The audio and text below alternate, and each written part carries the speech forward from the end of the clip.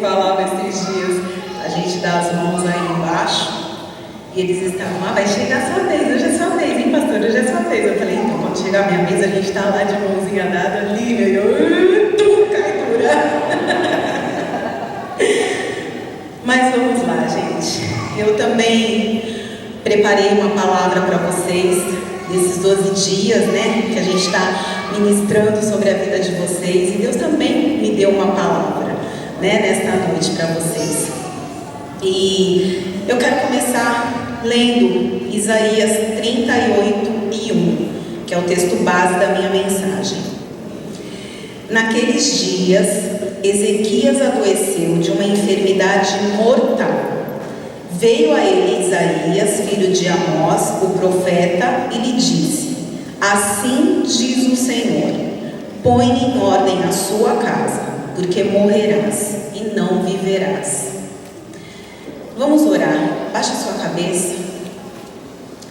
Senhor Jesus, estou aqui, meu Deus, neste lugar, Senhor, com a responsabilidade, meu Deus, de entregar a tua palavra. Senhor, que o seu Espírito Santo esteja sobre a minha vida, e que a minha vida, Senhor, seja agora, Senhor, um vaso para ser usada, Senhor. Usa, Senhor, a minha vida, a minha boca, Senhor, em nome de Jesus, como o Senhor bem quiser. Estou aqui, Senhor, à sua disposição. Eis-me aqui, meu Deus. E agora, Senhor, prepara o coração da tua igreja para entender, para compreender, Senhor, a palavra que foi colocada, Senhor, no meu coração. Em nome de Jesus. Amém. Você que está anotando, o tema da minha mensagem: como conquistar o milagre. Como conquistar o milagre. Alguém nessa noite precisa de um milagre? Levanta a sua mão. Eu preciso de um milagre. E eu creio que nesse momento que eu estou aqui, Deus pode estar liberando uma palavra, e o meu milagre está acontecendo neste momento. Você crê? Levanta a sua mão. Amém. Eu peguei aqui uma definição de milagre para a gente começar a entender o que é isso, porque não é uma coisa simplesinha não, viu, gente? Definição de milagre: ação ou acontecimento que é impossível de explicar-se segundo as ciências naturais. Atribui-se então o acontecimento a um mover sobrenatural de ordem divina, ou seja, a Deus. Alguém precisa de uma ordem sobrenatural de Deus aqui nessa noite? Eu preciso. Creia agora, nesse momento, creia que nesse momento Deus pode estar agindo a seu favor. Deus pode estar liberando uma palavra. Enquanto você está aqui recebendo as instruções de como você vai passar o seu ano inteiro, Deus pode estar lá nesse momento liberando uma palavra a seu favor. Amém? Então eu quero falar sobre Ezequias. Lendo, estudando, e essa parte me chamou muito a atenção. Ezequias me chama muito a atenção. E Ezequias era rei de Judá. Ele era rei de Judá, sucessor de Acás, que era o pai dele. E o reinado de Acás foi um reinado muito ruim. Acás foi conhecido assim como um rei ruim, um rei cruel, um rei idólatra. Ele era lá da sucessão, lá de Davi, parente ali, distante, mas era parente de Davi, né? Que foi conhecido um rei segundo o coração de Deus. Mas Acás, ele resolveu fazer tudo errado. Ele resolveu fechar a porta do templo, não havia mais culto a Deus. Ele construiu vários altares pelas cidades, construiu ídolos para que as pessoas adorassem a ídolos, e foi assim o reinado de Acás, totalmente idólatra, totalmente fora da direção de Deus. Parecia que ele fazia questão de desagradar a Deus. E aí, a Bíblia também fala que ele chegou a um momento que ele chegou a sacrificar os filhos a deuses pagãos. de tão perdido que ele estava. Ele acreditava naquilo e ele chegou a queimar filhos dele como sacrifício. E Ezequias era um dos filhos dele. E ele cresceu vendo tudo isso. Ele cresceu aprendendo, talvez, tudo isso. Mas ele ouvia também falar lá, o tataravô dele, Davi. Como Davi foi? Eu penso que sim. Porque quando chegou a vez de Ezequias, com 25 anos de idade, foi a vez de Ezequias reinar. E o que ele fez? A primeira coisa, ele falou, vou fazer um propósito com Deus. E foi o que ele fez. Primeiro, a Bíblia fala que foi no primeiro mês de reinado dele. Ele fez um propósito com Deus. Ele abriu as portas do templo, chamou os levitas, os sacerdotes, falou para eles, se consagrem, se santifiquem e vão tomar o teu lugar dentro do templo. E foi isso que eles fizeram. E Ezequias começou a colocar tudo em ordem.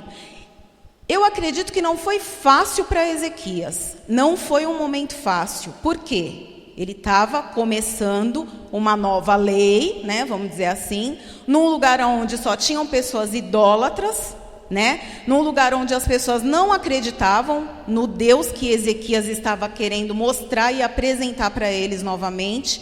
Então eu acredito que, assim, a cúpula política devem ter cercado Ezequias, deve ter batido de frente com ele, deve ter sido muito difícil, tempos difíceis, dias difíceis.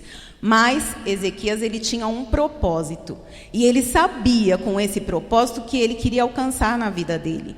Então, nenhuma dificuldade dessas fez com que Ezequias arredasse o pé. Ele foi forte, corajoso. A Bíblia fala que ele foi até o fim com o propósito dele.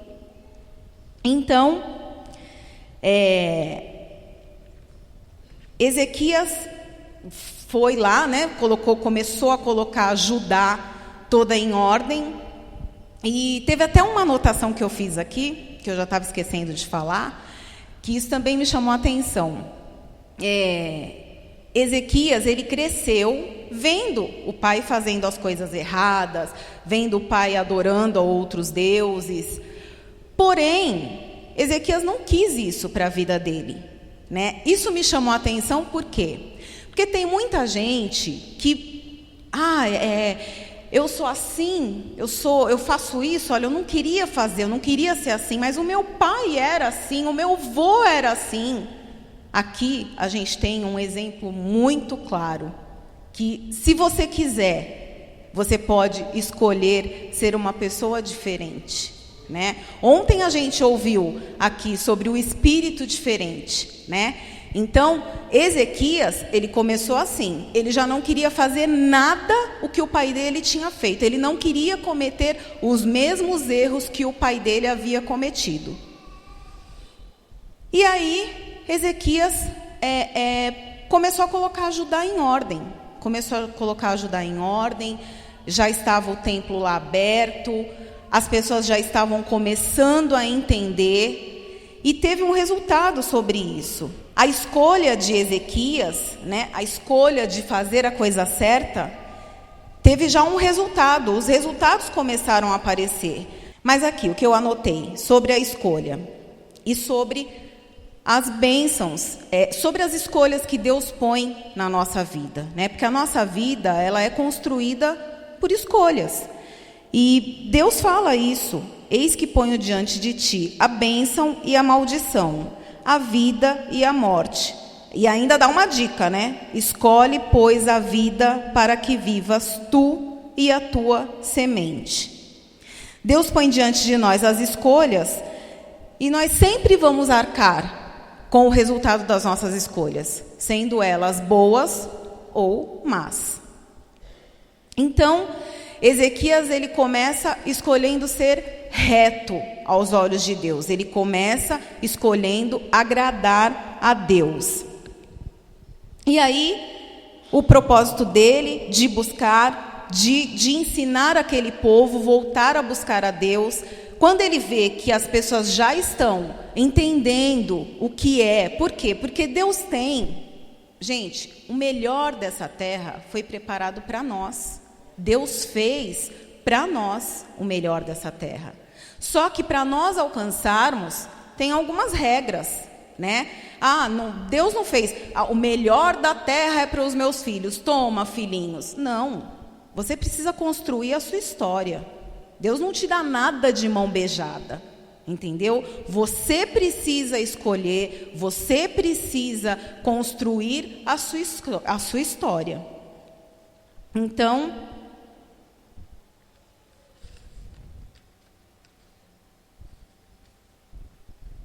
agora sim, 2 Crônicas 29, 36. Os resultados da obediência daquele povo, da escolha boa que aquele povo começou a fazer, já começou a aparecer. Então, aqui em 2 Crônicas 29, 36, já fala aqui o resultado. E Ezequias e todo o povo se alegraram por causa daquilo que Deus tinha preparado para o povo, porque apressadamente se fez esta obra. O povo começou a entender qual era o resultado de ser reto, de agradar a Deus, de ser obediente à voz de Deus. O povo começou a entender e os resultados começaram a aparecer. As coisas boas, né, o melhor da terra, eles começaram a colher, a receber. E eles estavam felizes por isso. Ezequias estava feliz por causa disso. E eu quero que vocês reflitam, né? Quais têm sido as escolhas que vocês têm feito? O que vocês têm colhido com as escolhas que vocês têm feito? Escolha, gente, dá para mudar a qualquer momento. Se você tem feito escolhas que não têm te trazido alegria, paz, tranquilidade, muda a tua escolha. Dá tempo. Deus te dá chances de mudar, né? Enquanto Ele não voltar, a gente está aqui, lutando. Nossa luta é constante aqui. Então, se as suas escolhas não estão trazendo benefícios para a sua vida, mude as suas escolhas. Então, depois de tudo, né, Ezequias viu que Judá já estava em ordem, ainda faltava uma coisa. Aquele povo era o povo que Deus libertou lá do Egito. Né? Lembram-se da libertação deles lá com Herodes, e eles ficaram no deserto, e Deus deu a terra prometida, tal. Era esse povo aqui, que tinha se tornado um povo idólatra. Então, além de idólatra, eles também tinham se tornado pessoas ingratas a Deus. Por quê? Porque Deus, quando Deus libertou eles lá do Egito, foi celebrada a Páscoa. Quem conhece a história vai lembrar que era para eles celebrarem a Páscoa e lembrarem da libertação deles de lá do Egito. E nem isso o povo fazia mais, nem festejar, eles não festejavam mais. E aí Ezequias convidou, além de Judá, as cidades vizinhas também para virem celebrar a Páscoa. E aquela cidade, além de agradar, de ser boa para se viver, porque o povo estava começando a colher as coisas que Deus tinha preparado para aquela cidade, e agora Ezequias chama o povo então para celebrar a Páscoa. E aí eles vão, celebram a Páscoa, e está tudo bem, Ezequias feliz, o povo feliz, e tudo certo, tudo perfeito, maravilhoso. E acabou por aí? Não. Aí vem o contra-ataque do mal. E é isso que a gente tem que estar sempre atento, gente. O diabo, ele não assiste a nossa vitória e vibra com ela. Muito pelo contrário. Enquanto Deus está trabalhando em favor da tua vida, o diabo está lá também, reunindo o exército dele, tramando contra a tua vida o tempo inteiro. E foi isso que aconteceu com Ezequias também. Tinha um rei chamado Senaqueribe, que era o rei da Síria. E a Síria era uma cidade de um exército muito forte. E era uma cidade, na verdade, que eles ficavam ameaçando as outras cidades, porque o intuito deles era lutar, levar o exército deles lá, que era um exército, a Bíblia relata que era um exército poderoso, organizado, ninguém tinha armas iguais às que eles tinham, carros e cavaleiros iguais às que eles tinham. Então, eles eram um exército amedrontador. E quando, lá na época de Acás, a Síria nunca tinha ameaçado Judá, porque Acás dava propina para eles. Acás vendia as coisas de dentro do templo do Senhor para pagar uma propina para que eles não atormentassem a cidade. E Ezequias acabou com tudo isso. Então, o rei da época era Senaqueribe, começou a ameaçar Ezequias. Olha, ô Ezequias, a gente está chegando aí em Judá, entendeu? Sabe como é que é o nosso exército, né? Vai querer lutar contra ele? E é isso, gente, que a gente tem que ficar atento. Vocês estão vendo como estava tudo na bênção, tudo certo, mas o diabo ele já estava armando um contra-ataque contra Ezequias e a cidade de Judá. E assim foi. Assim como o exército de Senaqueribe era forte, era corajoso, eram homens de guerra, geralmente as pessoas que lutavam contra eles perdiam, entendeu? Assim é também Satanás contra a nossa vida. Satanás, ele também tem um exército contra nós, ele também, porque às vezes a gente fala assim, Satanás está debaixo do meu pé. Calma, seu pé tem que ter peso, tem que ter o peso da retidão, o peso da fidelidade, o peso da obediência. Então, calma, gente, o negócio é mais embaixo. E aí, eu quero ler com vocês a história aqui, ó, 2 Crônicas 32, 1 até o 8. Não precisa abrir, tá, gente? Se vocês quiserem anotar só para vocês lerem em casa, conhecerem melhor a história, isso é bem legal. Pronto? Vou ler aqui. Olha só, prestem atenção. Depois destas coisas e deste ato de fidelidade, quer dizer, Ezequias era fiel também. Veio Senaqueribe, rei da Síria, e entrando em Judá, acampou-se contra as cidades fortes, a fim de apoderar-se delas. Quando Ezequias viu que Senaqueribe tinha vindo com o propósito de guerrear contra Jerusalém, teve conselho com os seus príncipes e os seus poderosos, para que tapassem as fontes de água que havia fora da cidade, e eles o ajudaram. Quer dizer, ele queria dar uma dificultada aí no povo lá da Síria, né? Tirar a água deles. Assim, muito povo se ajuntou e tapou todas as fontes, como também o ribeiro que corria pelo meio da terra, dizendo: por que viriam os reis da Síria e achariam tantas águas? Quer dizer, vamos dificultar. Ezequias, cobrando ânimo, edificou todo o muro que estava demolido, levantando torres sobre eles, fez outro muro por fora, fortificou Milo na cidade de Davi e fez armas e escudos em abundância.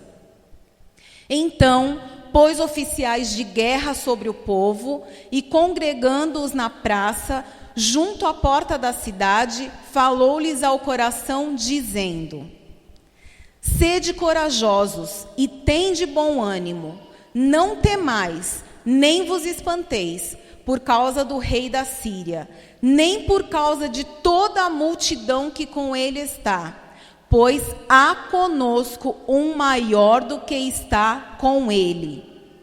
Com ele está um braço de carne, mas conosco está o Senhor nosso Deus, para nos ajudar e para guerrear por nós.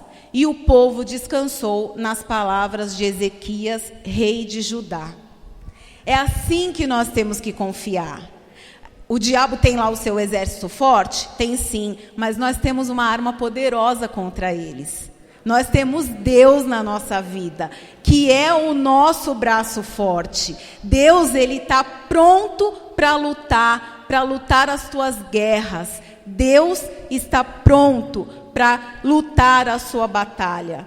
E aí, o rei Senaqueribe começou lá, continuou lá, né, atormentando o povo de Judá, e começou a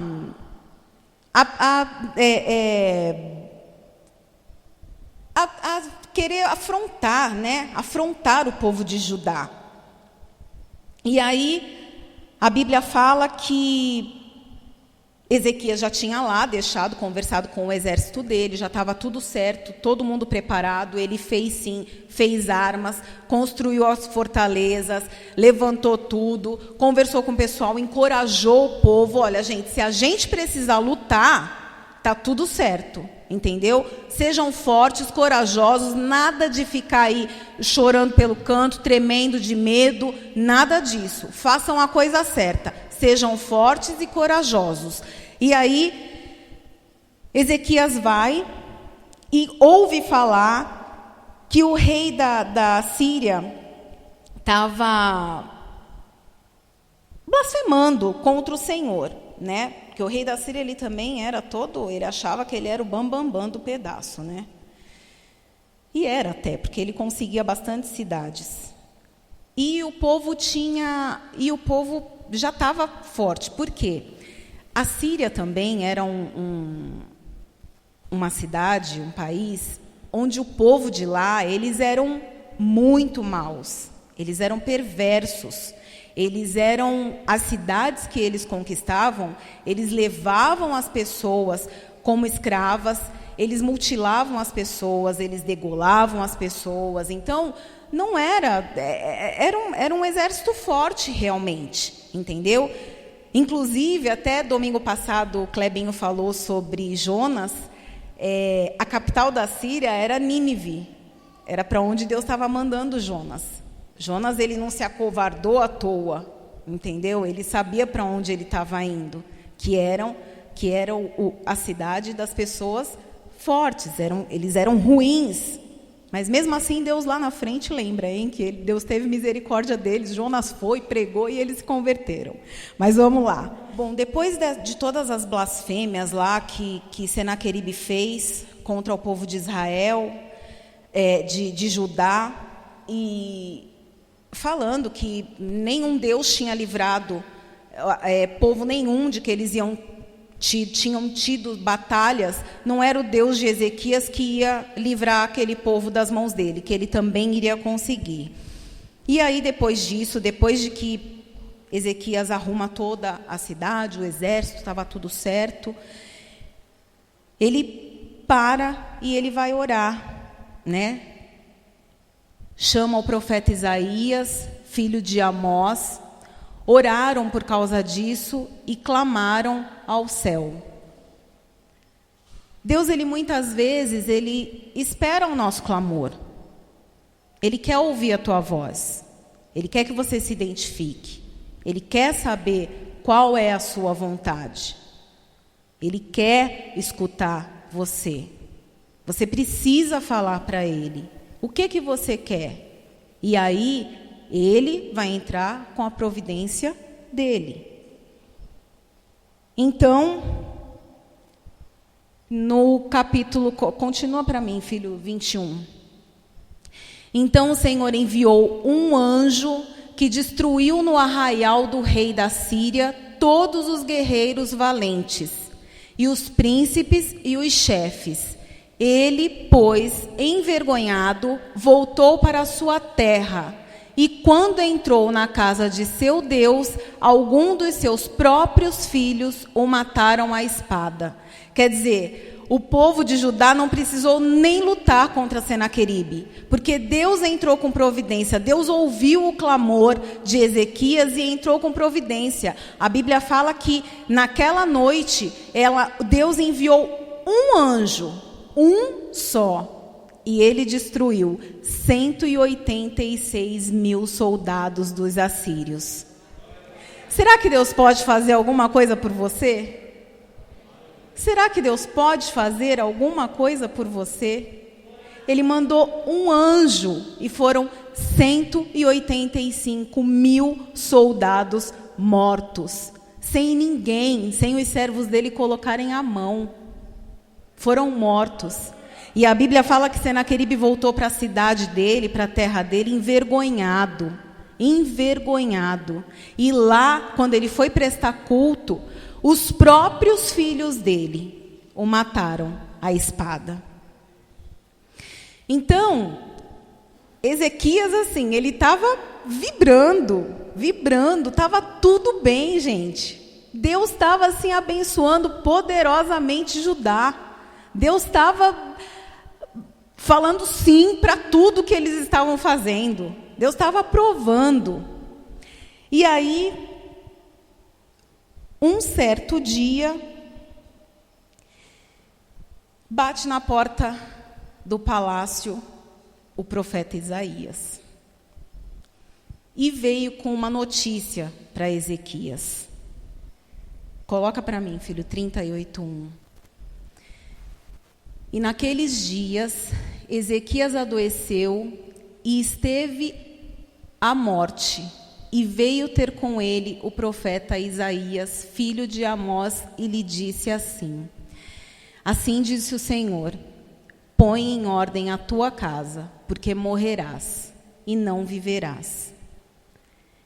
E aí, Ezequias recebe essa notícia, que depois de tudo que ele fez, depois dele ser reto, obediente, fiel, agora ele recebe uma sentença de morte. Se vocês recebessem hoje uma notícia má, como é que vocês reagiriam? Como é que vocês reagiriam? Ezequias, ele não se desesperou. Ele não se desesperou. E isso me fez lembrar de um testemunho. Eu vivi isso. Dia 11 de novembro. Bateram na minha porta. Nós estávamos em casa. Bateram na minha porta e quando meu marido foi abrir, a notícia era: o coordenador da escola falou assim: Moisés, vocês precisam ir na escola. O Leonardo caiu, bateu a cabeça e ele está lá, desacordado, ele não volta mais. E eu estava no banho, o Moisés que tinha aberto a porta, e quando ele subiu com a notícia, eu já estava me trocando, mas eu não me desesperei. Fiquei nervosa? Sim, fiquei, eu sou carne e osso. Mas eu falava assim para Deus: Senhor, foi o Senhor quem me deu o Leonardo. O que está acontecendo? Eu sei que o Senhor não perde a direção de nada. O que está acontecendo? Por que o meu filho está lá, naquela escola caído? O que aconteceu? E eu comecei a lembrar Deus de todas as promessas que Ele tinha na minha vida, quando Ele me deu o Leonardo, de todas as promessas que Ele tem na vida do Leonardo. E eu continuei me trocando, me arrumando. Moisés já desceu, foi tirar o carro, e a gente indo para aquela escola. Eu falei: Senhor, me dá sabedoria, porque agora eu vou chegar lá e eu sei o que eu vou encontrar lá. Mas eu preciso que o Senhor me dê calma. Eu confio em Ti. Eu sei que o Senhor está na direção. E eu conversando com Deus, Deus falou assim para mim: então você vai chegar lá, você vai colocar as mãos em cima do seu filho e você vai repreender o espírito de morte. E eu me senti confiante. Eu falei: ok, eu já entendi tudo, Senhor. Estou indo para lá. Chegando lá, a cena não foi legal, porque a rua da escola estava fechada, era defesa civil, ambulância, era uma choradeira. Eu cheguei, estava todo mundo desesperado no meio da rua. E assim que eu desci do carro, eu fui entrar na porta da escola, a primeira pessoa que veio na minha frente veio de braços abertos querendo me consolar. Eu peguei nos 2 braços da pessoa e falei: eu não quero abraço, eu só quero que você me leve aonde o Leonardo está. Eu tinha uma ordem, Deus tinha me dado uma ordem, eu precisava cumprir a ordem que Deus tinha me dado. E aí, quando eu cheguei, eu fui andando naquele corredor e cada pessoa, já era clima de morte ali. Eles estavam num clima de morte. Eu cheguei, era todo mundo chorando e todo mundo me olhando com cara de coitada, ai, coitada, né? E eu entrei, cheguei lá, o Leonardo estava deitado no chão, com colar cervical. Eu vi o meu filho morto. Eu vi. Mas eu não vivo do que eu vejo. Eu vivo do que eu creio. E Deus tinha me dado uma ordem: vai lá, coloca sua mão em cima do seu filho e repreende o espírito de morte. E foi o que eu fiz. Eu não falei com mais ninguém. Eu cheguei, tinha um paramédico e uma enfermeira cuidando dele, os amigos dele chorando porque estava todo mundo nervoso. E eu dei a volta, não falei com ninguém, também ninguém perguntou se eu era mãe, o que eu era. Eu cheguei com tanta autoridade naquele lugar, porque eu tinha uma ordem de Deus. Eu entrei, coloquei uma mão no peito do Leonardo e a outra mão na cabeça dele. E eu falei: espírito de morte, você está repreendido pelo poder do nome de Jesus. Você está repreendido pelo poder do nome de Jesus. Quando eu falei a segunda vez, o Leonardo estava gelado. Eu coloquei a mão nele, eu senti ele gelado. O Leonardo fez assim. O espírito de vida foi sobre a vida do meu filho, por causa de uma ordem que Deus tinha me dado. Porque eu lembrei o Senhor. Eu tinha o que falar para Deus. Eu sei o preço que nós pagamos. Não é fácil, queridos, não é fácil agradar a Deus. Não é fácil ser reto. Não é fácil ser fiel. Não é fácil ser obediente. Mas é possível. É possível. Todas essas coisas são escolhas nossas. São escolhas nossas. Põe isso no coração de vocês. São nossas as escolhas. A escolha de desobedecer é nossa. A escolha de ser fiel é nossa. A escolha de querer agradar a Deus é nossa. Ele só traz aqui a gente nesse lugar e ensina para a gente qual é o caminho para a gente fazer isso, para a gente poder obedecer. Mas a escolha é sempre nossa. E eu pude chegar ali naquele lugar e lembrar a Deus: Senhor, foi o Senhor quem me deu. Eu não podia nem ter. Eu tive o Leonardo, depois de presente ainda tive mais a Isabela. Eu não quero perder ele. Eu não quero, é meu filho. E ali, como eu falei, o diabo ele continua lutando. O Leonardo voltou, começou a respirar novamente. Aí os médicos começaram a cuidar dele, a ambulância chegou, levou ele para o hospital. No meio do caminho ele deu mais umas apagadas. A enfermeira se desesperou, quem estava com ele na ambulância era o meu marido. E chegando lá no hospital, ele voltou, ficou bem. A médica ainda chegou do meu lado e falou assim: mãe, por quanto tempo ele ficou desacordado? Aí eu falei: olha, doutora, eu acho que uns 15 minutos.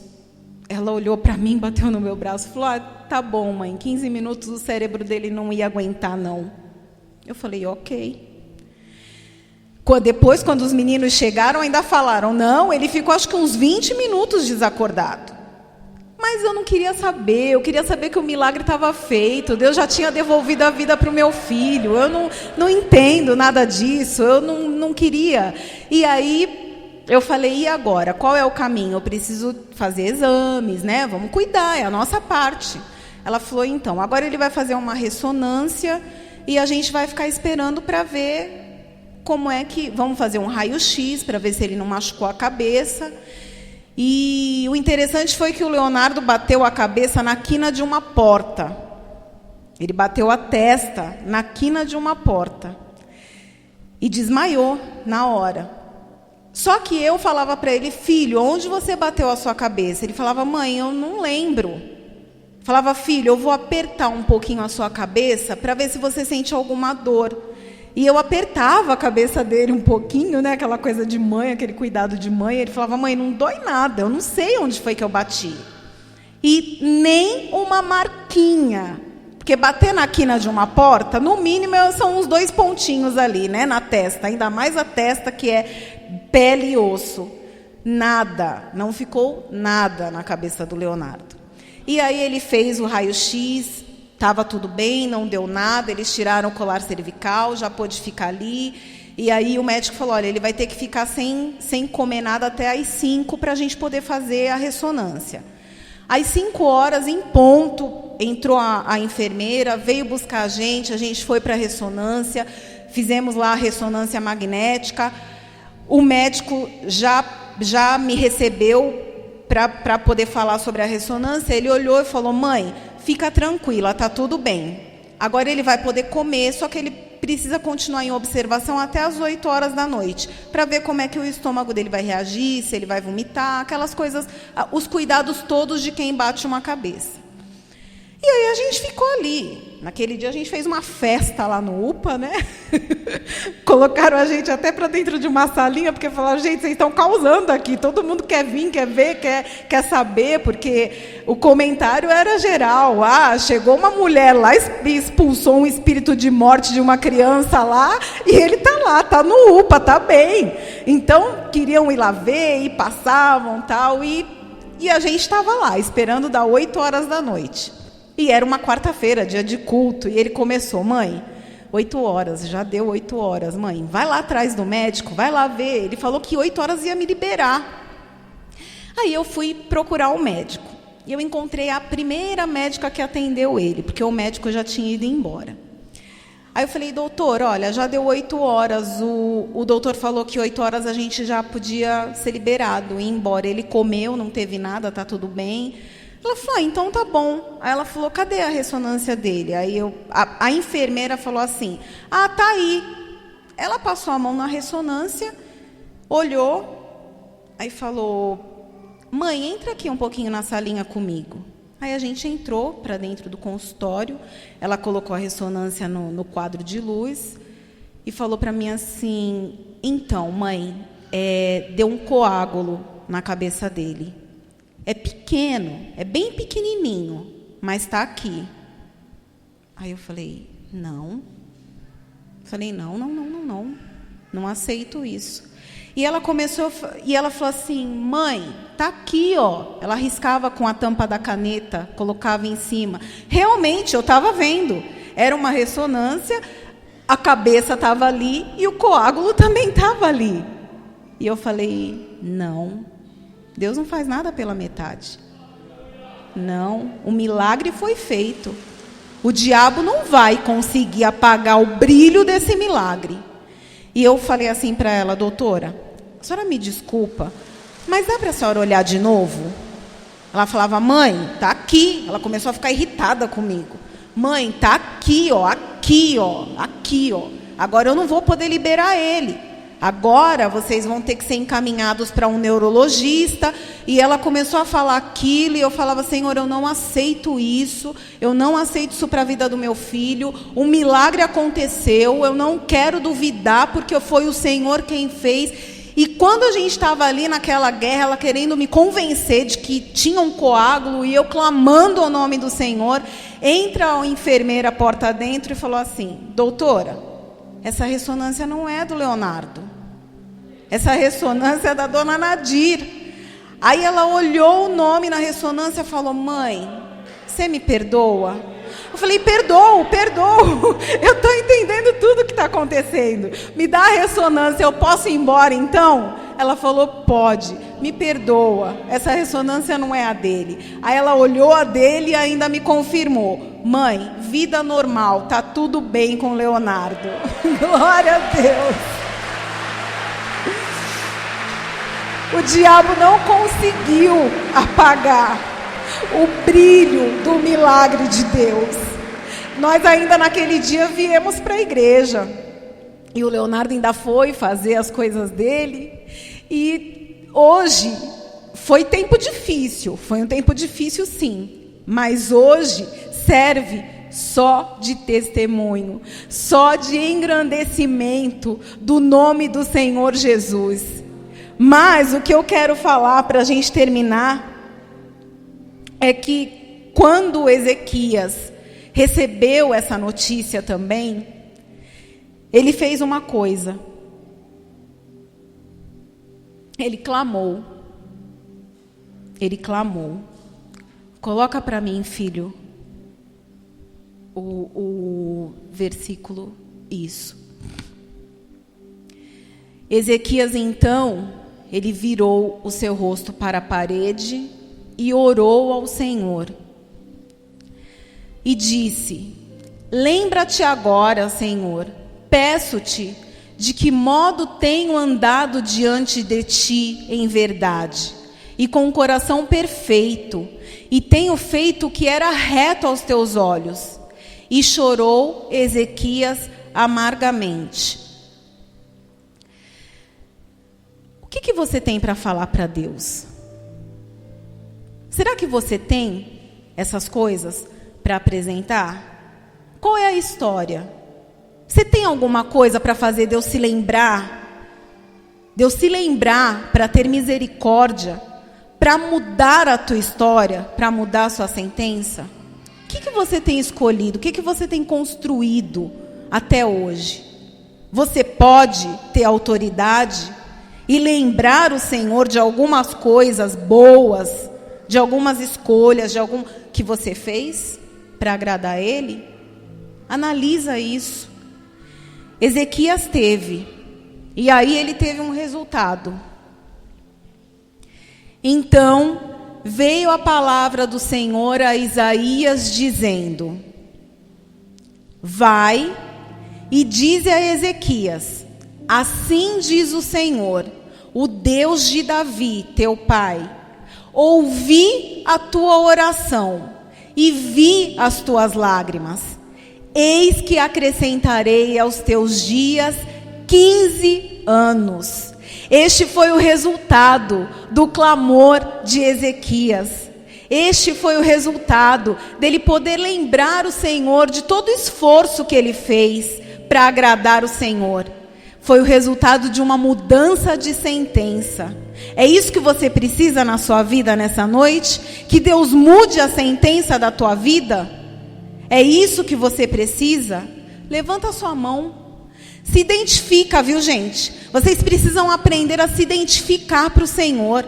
Quando a gente fala aqui em cima, quem precisa de um milagre? Eu, Senhor, eu aqui, hein? Eu preciso, sabe? E fala com a tua boca, profetiza que você recebe o seu milagre, sabe? Aqui em cima são pessoas usadas, são boca de Deus na sua vida. Não fica olhando, não, recebe. Culto é para ser recebido, sabe? É para a gente agarrar. Liberou a palavra, tô pegando, sabe? Eu falei aqui no começo, você crê que nesse momento que eu tô aqui em cima, Deus pode estar liberando uma palavra a teu favor? Aí meia dúzia. Eu falo, eu creio, hein, Senhor? Eu aqui. Eu creio que o Senhor nesse momento pode estar liberando uma palavra a meu favor, mudando a minha história, mudando a minha sentença. É assim que nós devemos receber, sempre. Ok? Quem quer receber um milagre? Levanta a sua mão e fica de pé. Em nome de Jesus. E clame. Hoje você vai clamar. Você vai lembrar o Senhor das tuas obras. Lembra você, Ele, das tuas obras. Fala você o que Deus tem feito. O que você tem feito para Deus. E pensa, hoje é dia de analisar. Se você hoje não tiver nada, se você hoje só tiver uma palavra assim, Senhor, me perdoa e tem misericórdia, ainda dá tempo de você mudar. Sabe, Deus está te dando uma chance. Dá tempo de você mudar a sua oração, o seu clamor. Dá tempo de você construir aquele clamor. Senhor, o Senhor lembra aquela vez que foi difícil, eu tive que escolher te obedecer. Eu tive, Senhor, que escolher ser fiel. Eu bati de frente com todo mundo, porque eu queria glorificar o teu nome. O Senhor lembra daquele dia? Sabe? Construa a sua história. Construa o seu clamor. E agora, nesse momento, você vai lembrar Deus das coisas que você já construiu, das coisas que você fez. Em nome de Jesus. Senhor Jesus, eu clamo, Senhor. Eu clamo a Ti, Senhor. Eu clamo ao Teu nome, Senhor, pelo Teu povo. Assim como fez Ezequias, meu Deus, que Ezequias clamou, o Senhor ouviu a oração dele e curou o povo, Senhor, através do clamor de Ezequias. Senhor, em nome de Jesus, que essas pessoas que o Senhor escolheu para estarem aqui nessa noite e ouvirem, Senhor, ouvirem essa palavra, que eles, Senhor, entendam, Senhor, o que o Senhor quis passar, o que o Senhor quis ensinar nessa noite, Senhor. Nós estamos, Senhor, recebendo, Senhor, direcionamento para 12 meses do ano, Senhor. E o Senhor tem tratado, meu Deus, muito com essa palavra. Escolha, escolha. Eu não sei, Senhor, quais são os desafios que os seus filhos vão passar. Mas, Senhor, que o Senhor sempre os faça lembrar das escolhas que eles vão tomar, Senhor. E essas escolhas, são essas as escolhas, meu Deus, que vão trazer milagres, prosperidades, enfim, Senhor, o que eles precisarem, Senhor. Porque a pessoa que é reta, obediente, fiel a Ti, tem, Senhor, sim, crédito contigo, meu Deus. A Tua palavra fala que mesmo se nós formos infiéis, o Senhor é fiel conosco. Então, Senhor, eu imagino, meu Deus, o grau de fidelidade que o Senhor tem com a nossa vida quando nós somos fiéis a Ti. Então, Senhor, tenha compaixão e misericórdia, Senhor, deste povo. Meu Deus, em nome de Jesus, nos ajuda sempre, Senhor, a Te agradar. Nos fortalece sempre, Senhor, para que nós consigamos, meu Deus, chegar, Senhor, no nosso alvo, meu Deus. Porque nós sabemos, Senhor, o que nós queremos. Mas nós sabemos, Senhor, que nós somos afrontados, Senhor, e contra-atacados em todo o tempo, meu Deus. Nos fortalece, Senhor, porque isso é possível, meu Deus. É possível, Senhor, nós sermos obedientes, fiéis, Senhor, e reto aos Teus olhos. Em nome de Jesus, eu Te agradeço, Senhor, por essa palavra. Em nome de Jesus, e engrandeço o Teu nome. Amém.